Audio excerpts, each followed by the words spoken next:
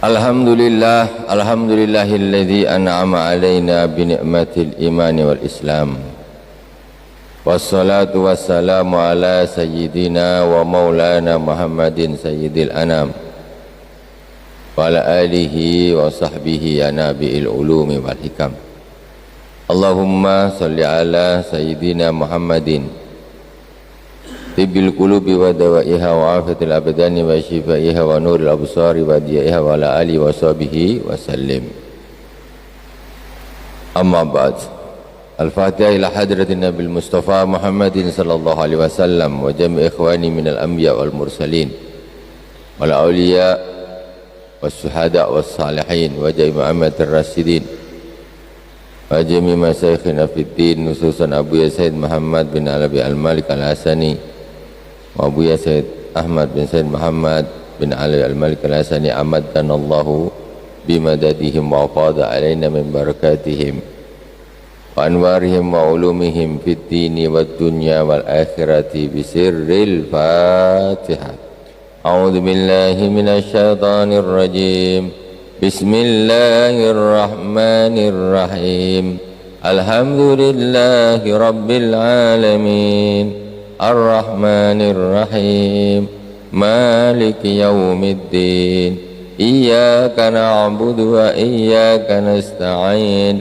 Ihdinas siratal mustaqim.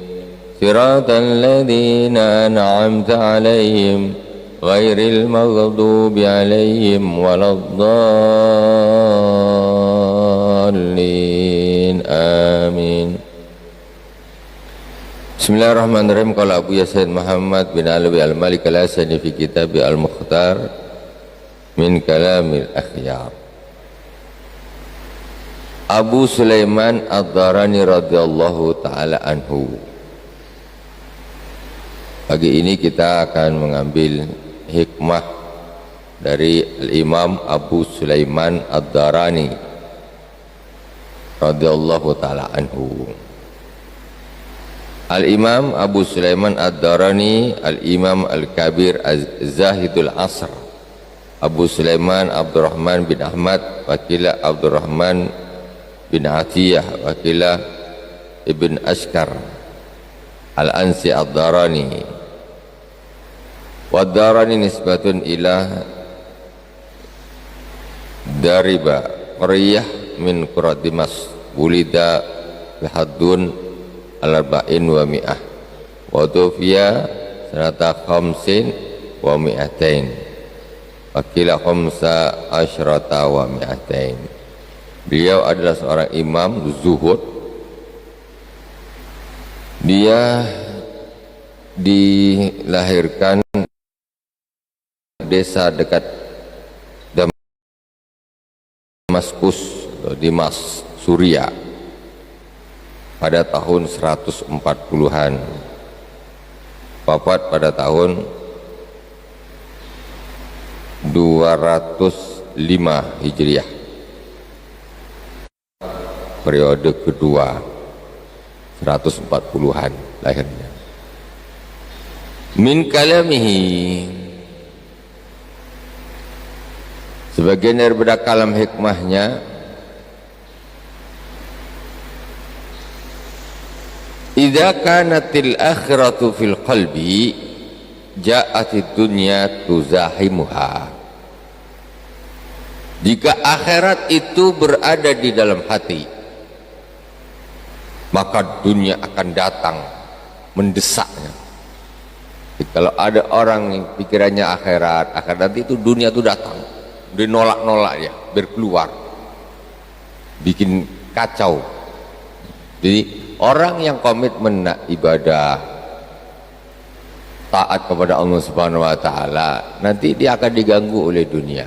Jadi kalau akhirat itu ada di hati, maka dunia itu akan datang mendesaknya, tuzahimut, mendesaknya, biar akhirat itu keluar, dunia itu masuk aja ke dalam hati, digoda.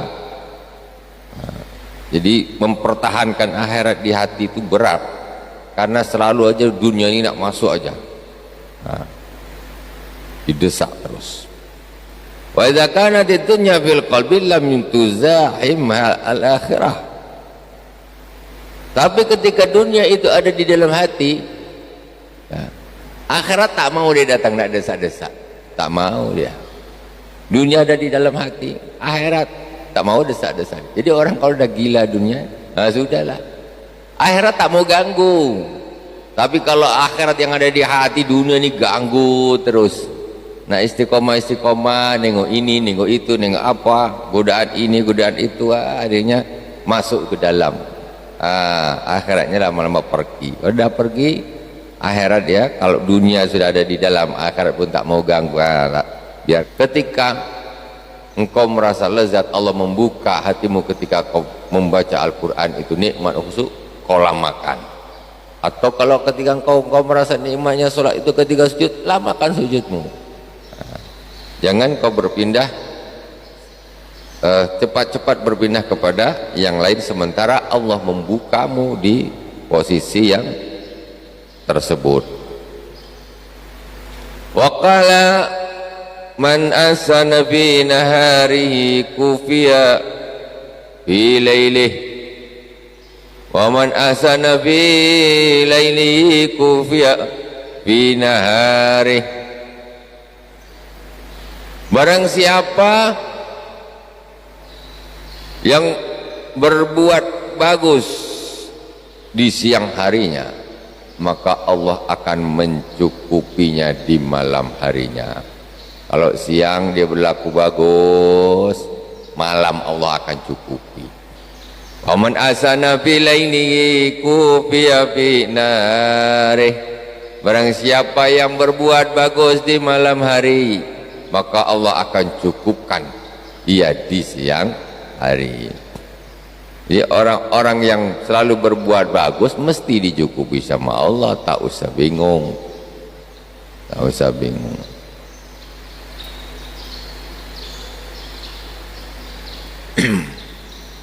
Wa qala miftahud dunya asy-syiba wa miftahul akhirati al-ju'. Kuncinya dunia itu adalah kenyang. Ketika orang kenyang, dia selalu ada buka pintu dunia ini, dia dibuka. Kalau udah kenyang aja nih, berarti pintu dunia sudah dibuka. Mudah dia akan bermain dengan dunia, dengan maksiat, dengan apa segala macam dunia ini. Kalau udah kenyang itu kuncinya dunia. Maksudnya apa? Orang kalau suka kenyang, dia akan mudah terperosok kepada dunia, cinta dunia. Wa miftahul akhirati alju, sementara kuncinya akhirat adalah lapar. Orang-orang lapar, ibadah lebih ringan, lebih mudah. Contohnya seperti di bulan suci Ramadan, orang dah lapar, ibadahnya lebih ringan, tidak seperti orang kenyang. Orang kalau dah kenyang, nak baca Quran, perut kenyang nih. Nak membaca satu muka ini aja dah ngantuk dah. Nak mulai saja dah, penat, nak istirahat, yang berat, yang ngantuk. Nah itu kan. Ketika dah maksakan nak baca sebentar aja dah, mata pun dah tak ini. Itu kayak begitu. Itu ibaratnya begitu. Terakhir, kullu ma saghalaka anillahi ta'ala min ahlin fa huwa 'alaika mas'um. Keluarga, harta ini yang justru memalingkan dari Allah Subhanahu wa taala. Di Al-Qur'an sudah jelas disampaikan oleh Allah Subhanahu wa taala. Ya ayyuhalladzina amanu la tulhikum amwalukum wala auladukum an dzikrillah. Wahai orang-orang yang beriman, janganlah sampai melalaikan kamu hartamu dan keluargamu dari berzikir kepada Allah Subhanahu wa taala. La tulikum amwalukum wala auladukum, dan anak-anak, harta dan anak-anak ini memang banyak kasus melalaikan dari zikir kepada Allah Subhanahu wa taala. Sibuk dengan hartanya, Asyik nak bisnis, nak bisnis, nak bisnis. Sibuk, sibuk, sibuk. Macam mana nak duduk berzikir kepada Allah lama? Macam mana nak duduk baca Quran? Macam mana nak duduk di majlis talim? Asyik bisnis saja, duit, duit, duit, duit, duit, duit. Padahal jelas-jelas di dalam Al-Quran Allah melarang, la tulhikum amwalukum, jangan sampai melalaikan kalian harta kalian, wala auladukum, dan jangan juga anak-anak kalian, an zikrillah, dari berzikir kepada Allah subhanahu wa ta'ala. Ya kadang-kadang memang susah, ingin kalau ingin mengkondisikan antara harta dengan aktivitas ibadah, antara anak keluarga dengan aktivitas ibadah, kadang-kadang susah mengkondisikan. Jadi ada saja gara-gara anak tak jadi ini, gara-gara keluarga tak jadi ini, tak jadi ini, tak jadi begini, tak jadi begini. Ini macam mana ini? Yang betul macam mana ini? Jelas-jelas ya ayyuhalladzina amanu la tulhikum amwalukum wala auladukum an dzikrillah. Itu sudah aja. Jadi jangan sampai keluarga kita, anak-anak kita, semuanya itu justru memalingkan dari Allah subhanahu wa ta'ala. Bukan berarti kita ini boleh menyia-nyiakan, enggak boleh, tanggung jawab harus, cuma jangan berlebihan sampai menggeser dari kita untuk selalu mendekatkan diri kepada Allah subhanahu wa ta'ala.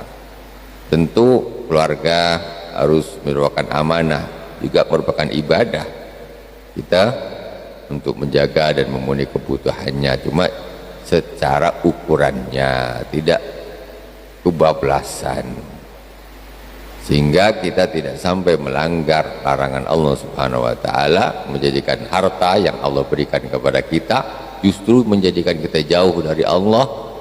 Keluarga, anak-anak yang Allah berikan kepada kita justru malah menjauhkan kita dari Allah subhanahu wa ta'ala. Na'udzubillah summa na'udzubillah.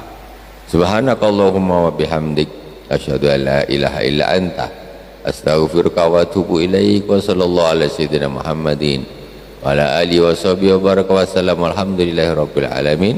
Wassalamualaikum warahmatullahi wabarakatuh.